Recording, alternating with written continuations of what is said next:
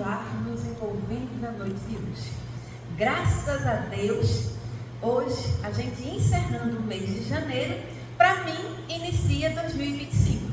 Afinal de contas, então, eu estou começando a falar, na nossa casa neste ano.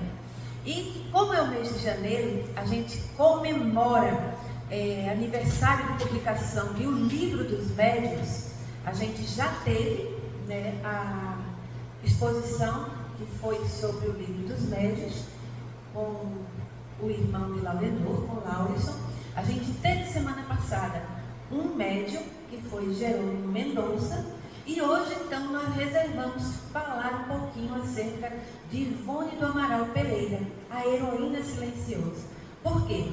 Muitos de nós já sabemos muito de Chico Xavier, de Divaldo Pereira Franco, mas Dona Ivone é desconhecida de muitos de nós. E alguns, em especial, eu posso garantir a vocês, eu mesmo, quando eu li as obras de Dona Ivone, eu comecei a me encontrar com a minha mediunidade. Por quê? Porque era tão diferente da mediunidade de Chico, que eu achava assim, meu Deus, como é estranho. E quando a gente vai então encontrar uma pessoa que sente um pouco do que a gente também sente, a gente começa a entender um pouco mais do que são esses fenômenos na vida da gente. Então vamos conhecer Dona Ivone do Amaral Pereira. Por que eu coloquei esse título? A Heroína Silenciosa. Foi exatamente Francisco Cândido Xavier que a chamava de a Heroína Silenciosa. Ela conviveu com ele, inclusive eles fizeram parte durante 2 anos da mesma reunião mediúnica, dos mesmos estudos, do mesmo grupo de estudos, inclusive até de reuniões de materialização, reuniões de efeitos físicos. E ele, conhecendo a fundo tudo que ela vivia, tudo que ela passava com os seus dons mediúnicos, ele começou a conhecê-la. Então ele chamou, ela sim, é uma heroína silenciosa. Vamos no final da palestra, com certeza, entender um pouco mais sobre o porquê deste nome, o porquê desse comentário. Ela nasceu, olha lá, no dia 24 de dezembro de 1900. Nós não temos foto dela recém-nascida. Lembre-se, em 1900 quase nem existia tanta fotografia. Essa foto aí, Dona Ivone já está com 16 anos. E ela vem desencarnar no dia 9 de março de 1984. Ela desencarnou com 83 anos.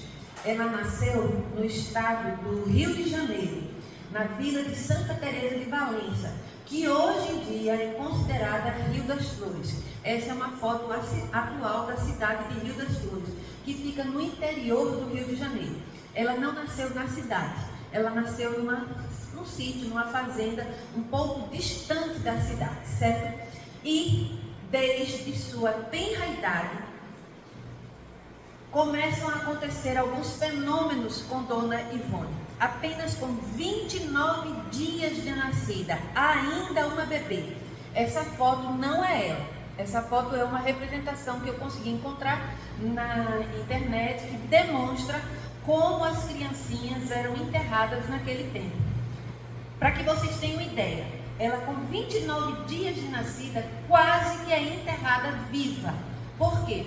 Porque ela ficou 6 horas num completo estado de torpor, onde tanto o médico quanto o farmacêutico da cidade deu ela como morta.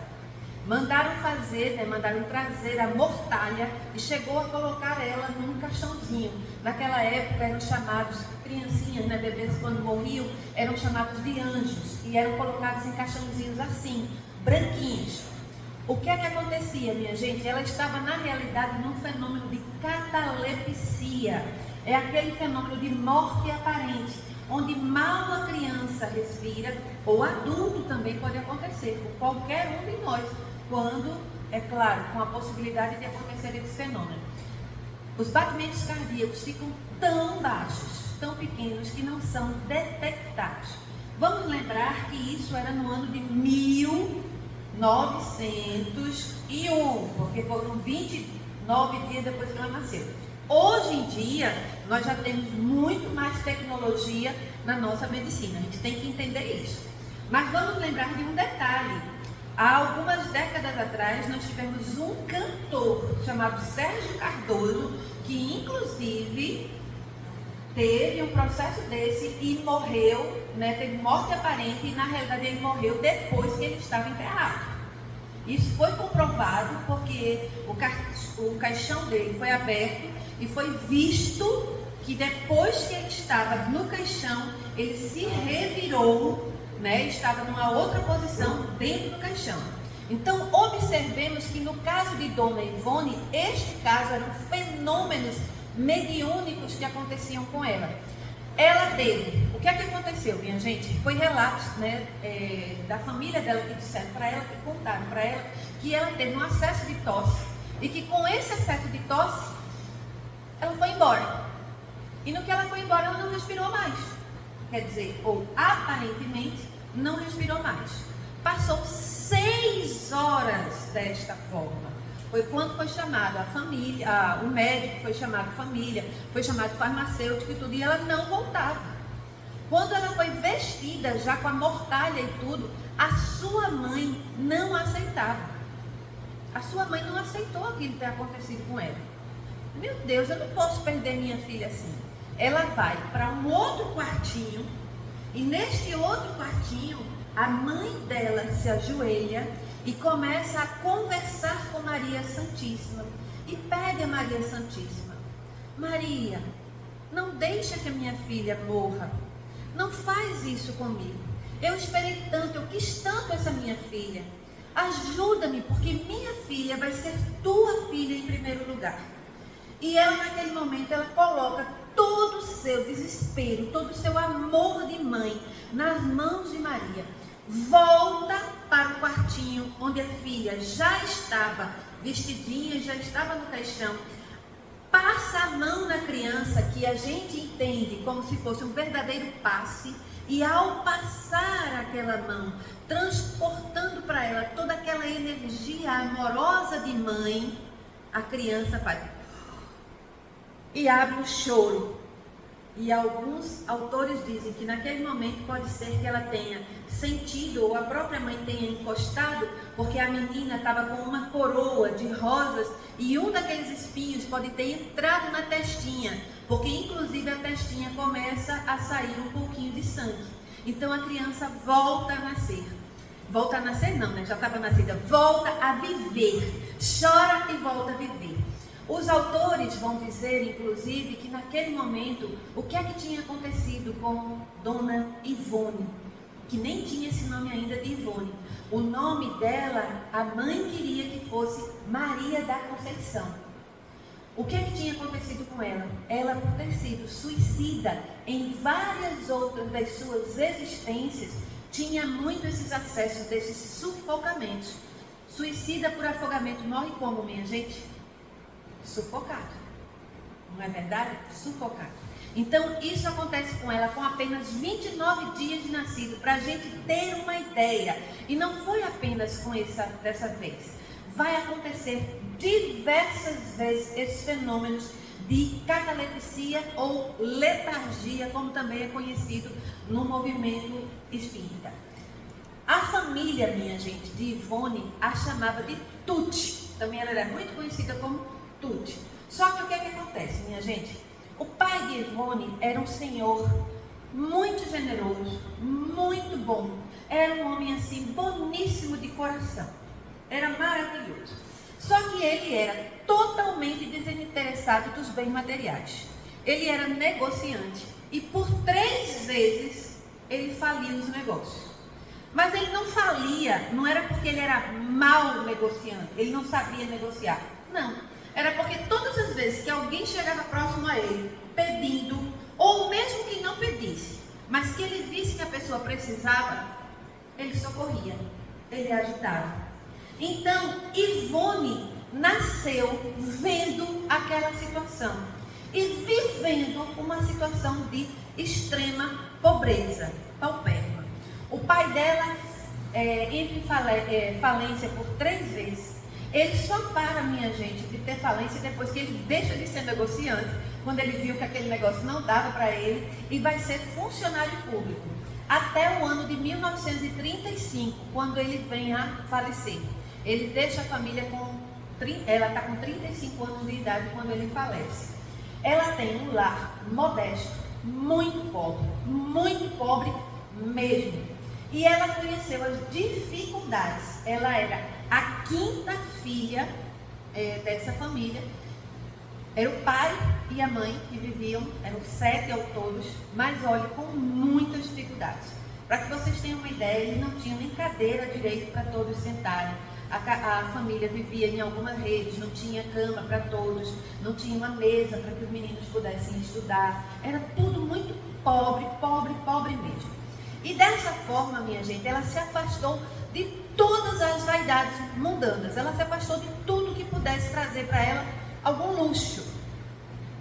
Para alguns de vocês isso pode parecer nada demais, mas para Dona Ivone isso era muito sério mesmo. Deixa eu dizer um detalhe que eu acabei me esquecendo. Por que é que eu estou chamando ela de Ivone e não de Maria da Conceição, como eu disse? Porque o que é que acontece? Com 30 dias, quando o pai vai registrar a filha, o pai, quando chega lá no cartório, que o rapaz, o tabelião pergunta, e como é que vai ser o nome da sua filha? Aí ele diz, Ivone do Amaral Pereira.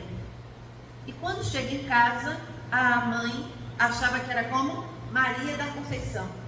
E ele diz, não, o nome dela não é Maria da Conceição. Mas eu prometi a Nossa Senhora que a nossa filha é Maria da Conceição. Aí ele disse, não, que eu não quero, eu quero ela, Ivone do Amaral Pereira.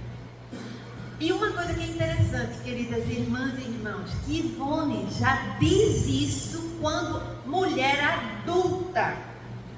Quando ela chegava no mundo espiritual, os espíritos não a chamavam de Ivone. Como é que os espíritos a chamavam? Maria da Conceição. Vejam como isso é interessante. Mas o nome dela no registro era Ivone do Amaral Pereira. E vamos ver, ela compreendia as necessidades do próximo. E eu quero chamar bem a atenção disso, até para nós mesmos entendermos. Esse exemplo, minha gente, dos pais, teve uma influência capital no futuro comportamento da médium, porque ela tinha este comportamento também. Ela se doava para o próximo. Ela aprendeu, minha gente, a deixar de fazer as coisas para ela, para fazer para os outros. Ela aprendeu com os pais, porque ela via isso na sua própria família. Eles faziam dessa forma. O pai já era espírita, a mãe também. E eles tratavam os necessitados, os doentes, com a maior consideração, com o maior amor. Era comum eles receberem na casa deles as pessoas necessitadas e os mendigos. Quem ia para a cidade, minha gente, se tratar em hospital, eles levavam para a casa deles, muitas vezes para dar comida e para ajudar. E isso para ela se tornou uma prática diária. Então observem como isso é muito interessante, para que a gente tenha uma ideia. Porque vejam só, queridas irmãs e irmãos, esta é a primeira encarnação de Dona Ivone como pobre. Entendam isso. A gente vai falar mais na frente sobre isso, mas este é um ponto que eu não gostaria que vocês perdessem de vista, para que vocês pudessem entender. Porque às vezes nós temos até na nossa própria casa alguém que a gente acha um pouco rebelde e a gente não entende. Mas nós precisamos entender, porque nós não somos primeiras encarnações. Nós trazemos essas experiências. E principalmente quando nós temos crianças em casa, nós precisamos entender que as atitudes que eles nos demonstram podem ser demonstrações de lembranças de experiências do passado, mas ao mesmo tempo, o que é que eu quero chamar a atenção? A nossa atitude, o nosso comportamento diário vai trazer para eles uma grande lição de vida. Pois que, a partir do nosso comportamento, eles vão trazer para eles uma ideia de comportamento para também atingirem os seus objetivos. Afinal, qual é o objetivo da nossa encarnação? Não é nós melhorarmos como pessoas que somos, como seres humanos? Então vejam como nós nunca devemos perder isso da nossa vista.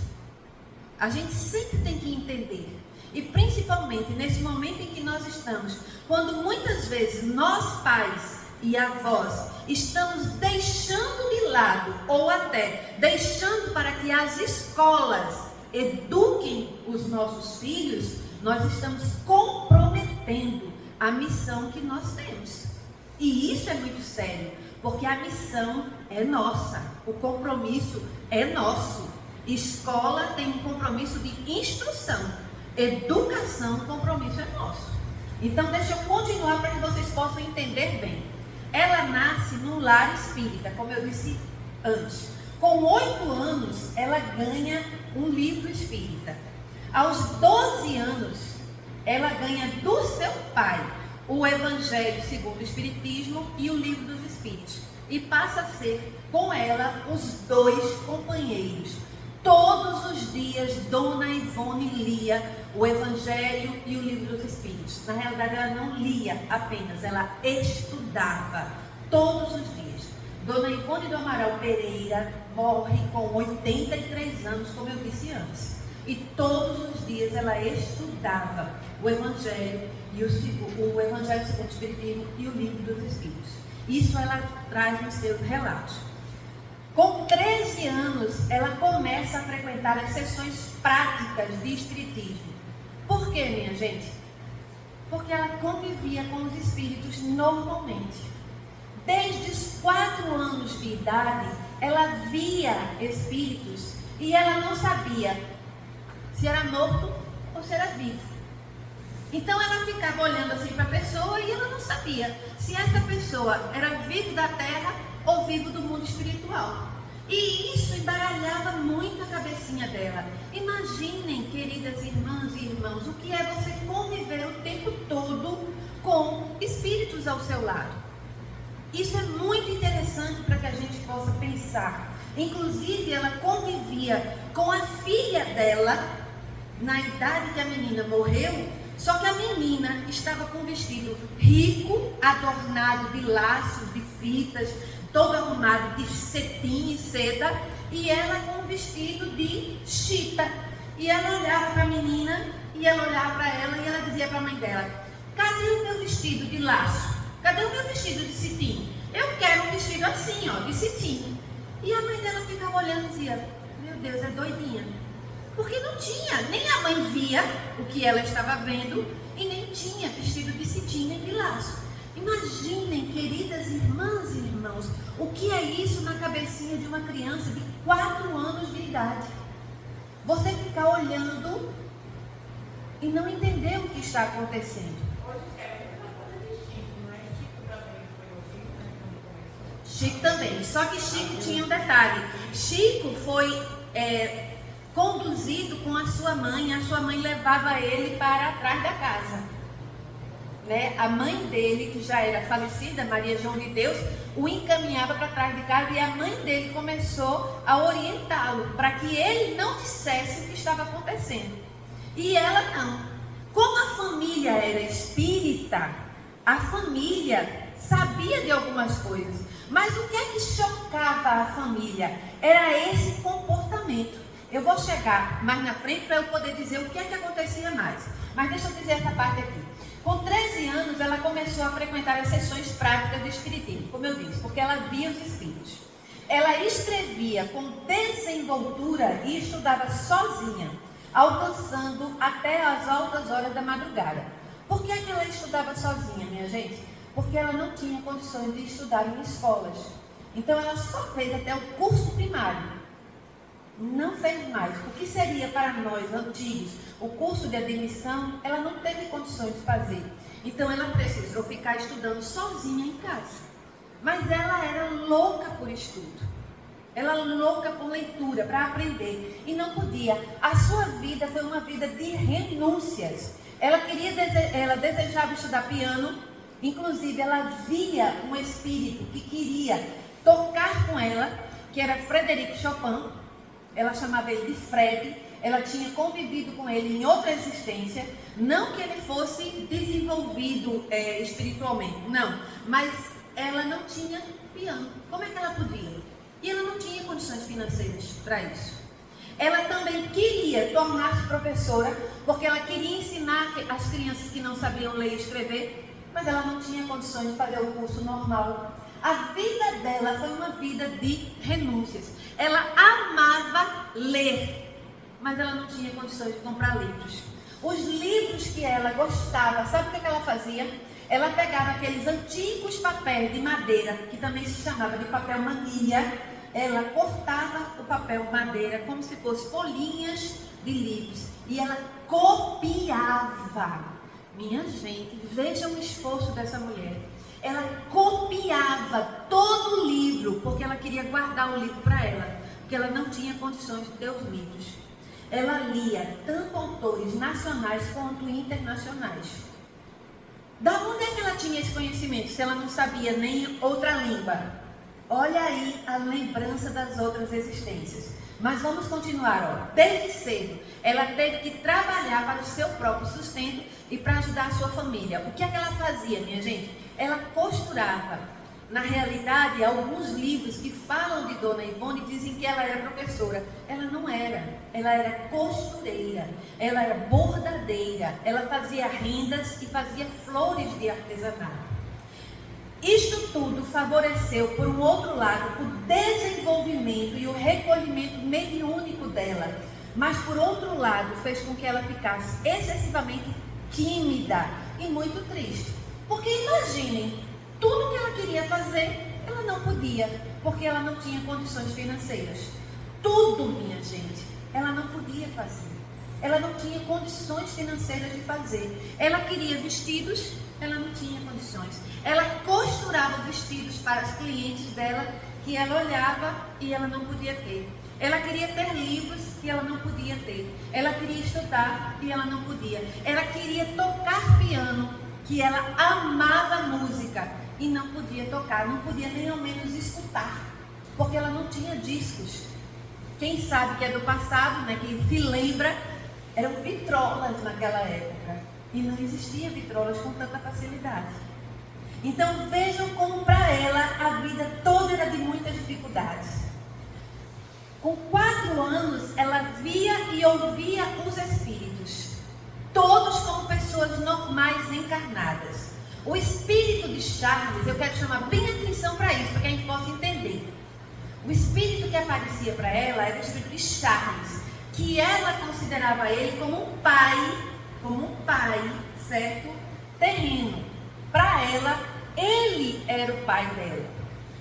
E não o seu José, que era o pai de verdade. Só que ela acabava não respeitando o pai dela, porque ela respeitava o Charles. E o Charles aparecia para ela como um homem de cartola, de fraque, muito bem apessoado, um europeu, que era aquele homem ali que ela conhecia de outras existências. Mas ele não era o pai dela. Ele tinha sido, nessa existência, quem era o pai dela era o seu José, pobre, funcionário público, que usava um chapéu de palha. Mas ela não o respeitava. Ela não, na realidade, a palavra certa não é nem respeitava. Ela não o reconhecia como pai, porque ela não aceitava. Ela via outro homem na frente dela como pai, que ela reconhecia.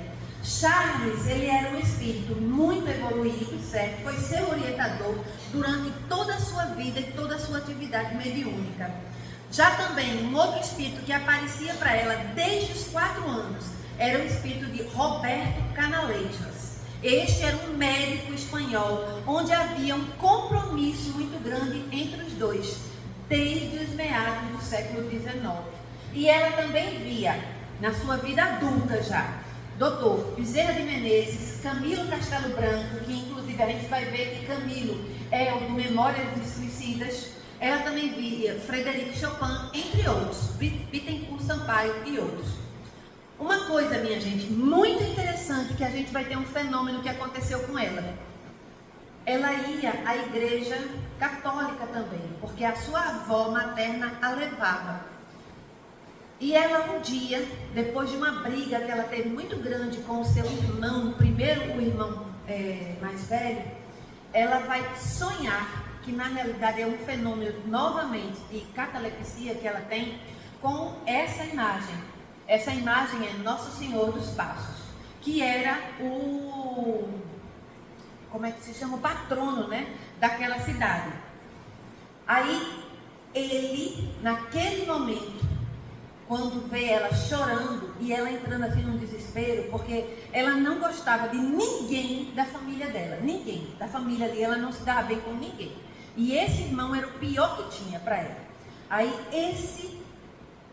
Nosso Senhor dos Passos se levanta, estende a mão para ela e, ao dar a mão para ela, diz assim para ela: ó, vem comigo, minha filha, será o único recurso que terás para suportar os sofrimentos que te esperam.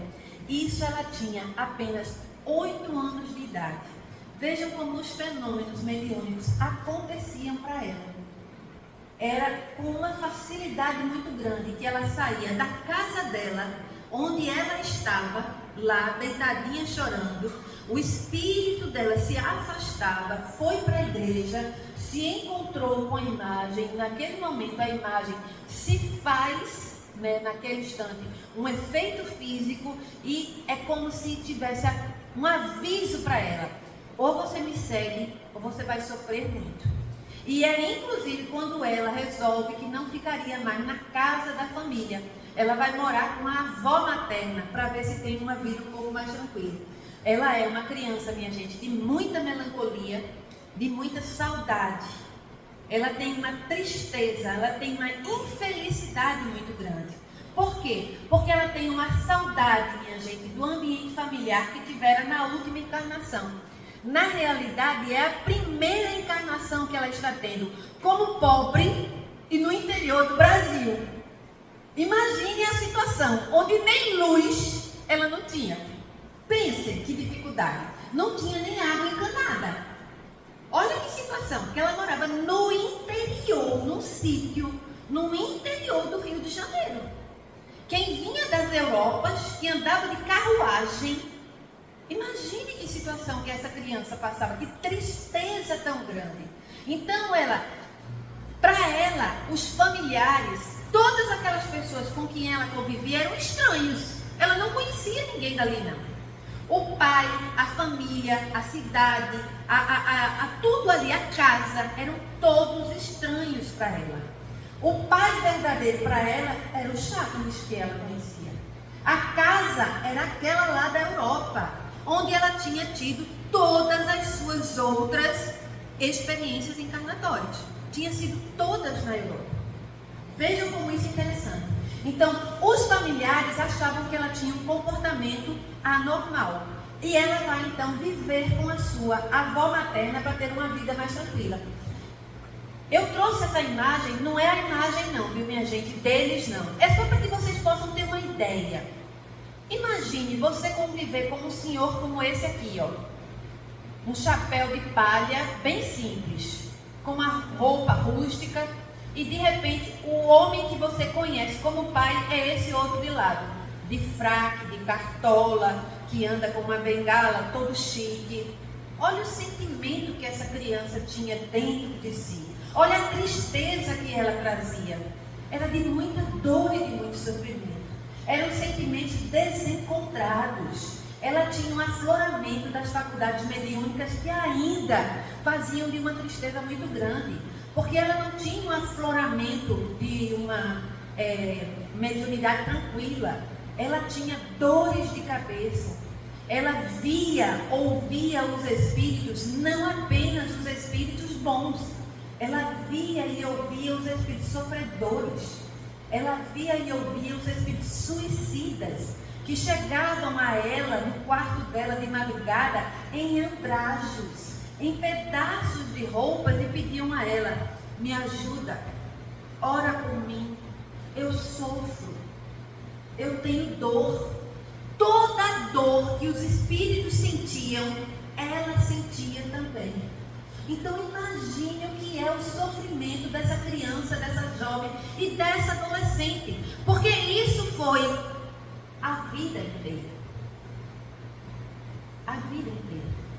É claro que depois, com o tempo, estudando a doutrina espírita, ela conseguiu controlar mais. E ela conseguiu aprender a educar essa mediunidade. Mas isso tudo para ela trouxe, claro, muito sofrimento. Por isso que Chico Xavier a chama de a heroína silenciosa. Por quê? Porque ela sofria tudo ali calada. Ela não ia para o centro espírita reclamar. Ela não ia pedir, olha, tira esse negócio de mim que eu não quero mais ser médium, não. Ao contrário, ela continuava ajudando. Ela pegava os jornais e ela procurava nos jornais o nome das pessoas que tinham morrido em sofrimento, desastres, acidentes, suicídios. Colocava em cadernos seus, onde ela copiava o nome, copiava a data do desencarne, o local do desencarne, onde todos os dias, depois do evangelho que ela fazia diariamente, ela orava por aquelas pessoas. Ela não fugiu do seu compromisso, mas ao contrário, ela orava por aquelas pessoas que ela nunca viu na vida. Ao contrário, ela amava sem conhecer, como Edneide falou no nosso exórdio, na nossa preparação. Ela fazia o bem sem olhar a quem. Fazia o bem pelo amor que ela queria fazer de ajudar ao próximo. Porque ela imaginava, se eu sinto e eu sofro, imagina o que ele está sentindo. Imagina o que ele está sofrendo. Então, aos 16 anos, ela tinha trazido já várias, através do desdobramento principalmente. Ela chegava em casa, se deitava e ela saía em espírito. Reportagem de além-túmulo, romances, crônicas, contos, todos através desses fenômenos mediúnicos. E eu quero chamar bem atenção para isso, viu, minha gente? Desdobramento noturno, na hora do sono. Na hora desse sono reparador, que a gente assim, não vou me deitar agora que eu vou relaxar. Ela não ia relaxar para descansar, não. Ela ia, na realidade, trabalhar. E uma questão que ela tem bem diferente. Observem, ela vai ao local. Ela não fica como Chico Xavier ficava, como Divaldo fica, até hoje quando ainda psicografa, na cadeira sentado psicografando, não. Dona Ivone, ela ia ao local, vivia a situação, assistia tudo e depois, quando ela retornava, é que ela psicografava, é que ela escrevia. E muitas vezes os espíritos queriam que ela escrevesse assim que ela chegasse, pois que senão, se ela dormisse novamente e acordasse mais tarde, ela poderia não ser mais fiel ao que ela tinha visto. Ela poderia esquecer. Que é o que acontece com a gente. Quando a gente dorme, que a gente sonha, a gente muitas vezes não esquece. Então veja como isso é interessante. Fora o desdobramento de Dona Ivone, ela também foi médium diversificada. Foi psicógrafa e foi receitista. Sempre receitista de homeopatia. Ela era assistida pelos espíritos Bezerra de Menezes, Charles, Roberto de Canarejas, Bittencourt Sampaio. Praticou a mediunidade da incorporação, que a gente sabe que na realidade o nome era considerado incorporação, mas ninguém incorpora nenhum espírito. É a psicofonia, como a gente costuma chamar, certo? É o médium psicofônico. Ela também foi passista. Ela possuía também a mediunidade de efeitos físicos ou de materialização. O que quer dizer isso? Ela liberava dela mesma ectoplasma para formar, para materializar objetos.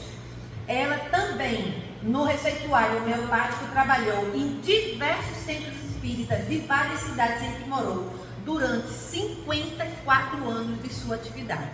Vejam como esta médium trabalhou. Ela era muito envolvida com o Esperanto. Como ela não podia aprender as línguas, o que é que ela aprendeu? O Esperanto. Que o Esperanto é considerado, minha gente, uma língua universal. Então, ela era esperantista convicta, ela fazia propagação e divulgação do Esperanto, correspondência com outros esperantistas, e no Brasil, quanto no exterior, ela procurava escrever para outros esperantistas. Atualmente, minha gente, eu só sei de Esperanto, de grupo de Esperanto na Federação Espírita Pernambucana. Mas até hoje, eu trouxe aí, essa aí é a bandeira do Esperanto. Até hoje, o Esperanto ainda existe, mas a gente não vê se propagando tanto, certo? Continuando a série de mediunidade, ela trabalhou em versos e provas, ela escreveu muito, minha gente, muito. Ela tinha a tutela espiritual de Roberto de Canalejas, que depois a gente vai ver quem era ele na realidade.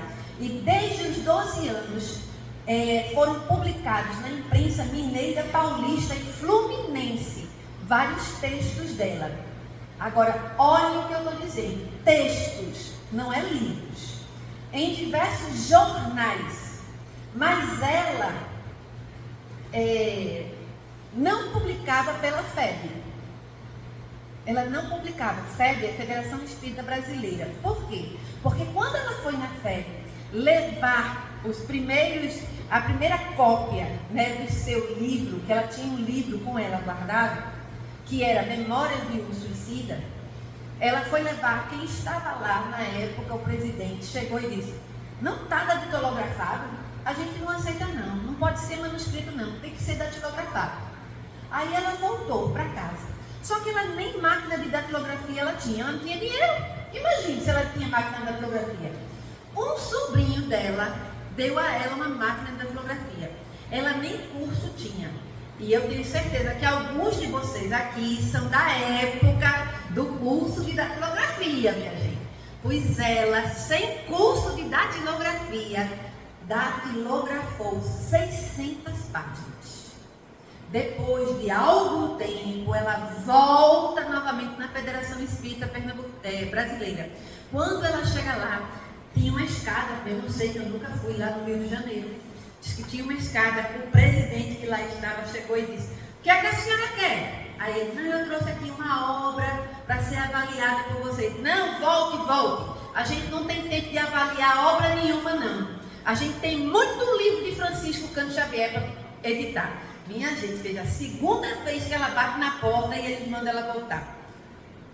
Eu fico pensando, se fosse eu, olha, eu ia lá, nunca mais na minha vida. Mas ela volta chorando, calada, chega atrás da casa dela e vai colocar fogo, queimar todo o trabalho que ela tinha feito.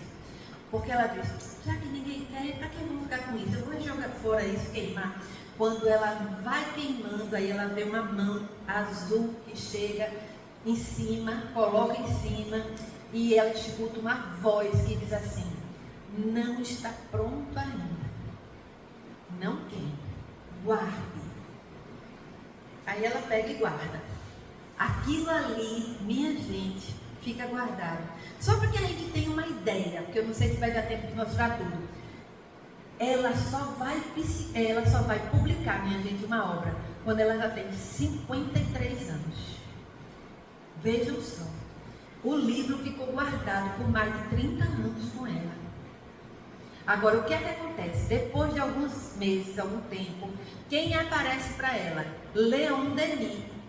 E diz a ela assim: vai buscar aquela sua brochura. Aí ela, brochura, vai buscar. Aí ela vai e traz. Aí ele diz assim: agora nós vamos colocar espiritismo aqui. Porque antes, na realidade, o Camilo, ele não era espírita. Ele era um suicida, sim, mas ele não tinha nenhum conhecimento espírita. Então ele não sabia do espiritismo. E então é quando a gente vai ver uma obra-prima de espiritismo, Memórias de um Suicida. Se alguém ainda não leu, tá bom de começar a pensar em ler. É uma obra grande, vasta, mas que merece ser lida. Por quê? Porque é uma obra-prima do espiritismo. Então, quando depois ela volta novamente na Federação Espírita Espírita Brasileira. Olha que mulher heroína, viu? Veja que sentimento não só de paciência, mas de humildade, de resignação. E ao chegar lá, nós já vamos ter um outro presidente da Federação Espírita Brasileira que pega a obra e que diz assim: eu leio e vou avaliar. E quando olha para ela, diz que, depois de algum tempo que leu, diz assim: que livro maravilhoso, é uma obra-prima do Espiritismo. E é quando será publicado. Então veja que coisa maravilhosa. Mas ela, minha gente, adotou durante muito tempo um pseudônimo chamado Frederico Francisco. Então, se vocês lerem em alguma revista do Reformador ou na internet algum texto de Frederico Francisco, ela usava. Por quê? Porque nós mulheres nunca fomos muito valorizadas. Então ela precisava de um pseudônimo masculino. Ela, nas casas espíritas, ela foi bibliotecária, ela foi secretária, vice-presidente, evangelizadora e palestrante. A hora é chegada, não vou ter tempo de falar mais, porque nós já estamos chegados, mas eu ainda ia falar sobre as obras de Dona Ivone. São maravilhosas, posso garantir a vocês. Só quero mostrar aqui as 3 primeiras. Ela tem ao todo 20 obras que a gente pode garantir. Quer ler um romance bom e um romance espírita, leia as obras de Dona Ivone. E essas 3 em especial são o que nós chamamos de trilogia de Dona Ivone Amaral Pereira. Por quê? Porque contam a história de Dona Ivone. Aqui ela é a personagem, ou ela é uma das personagens. E nós vamos entender nessas 3 obras o porquê, minha gente, que ela vem nascer em 1900, paupérrima, no interior do Rio de Janeiro, no Brasil. É somente depois de lermos essas obras que a gente vem entender o porquê do sofrimento. Nessas obras ela era riquíssima, onde ela não valorizou a família, onde ela não valorizou o amor, onde ela não valorizou o esposo maravilhoso que tinha, que era o Roberto de Canaletras. Ao contrário, ela o traiu, ela o humilhou, ela chegou inclusive a fazer a sua própria filhinha de 4 anos sofrer por trair o seu próprio marido, trair a sua própria família. Então, a gente às vezes pensa assim: ah, meu Deus, mas por que ela sofreu tanto? Porque ela fez muitos outros sofrerem. Então, tinha motivos para ela sofrer. E eu não vou mostrar aqui, porque não dá tempo mais, porque já são 9 horas, mas existem 2 livros maravilhosos. 2 não, existem mais agora. Mas 2 livros que a própria Dona Ivone escreveu. Devassando o Invisível e calma. Aqui. Devassando o Invisível e Recordações da Mediunidade são os livros onde ela própria fez a biografia dela. Então, muitos desses fatos que eu contei aqui para vocês estão nesses livros.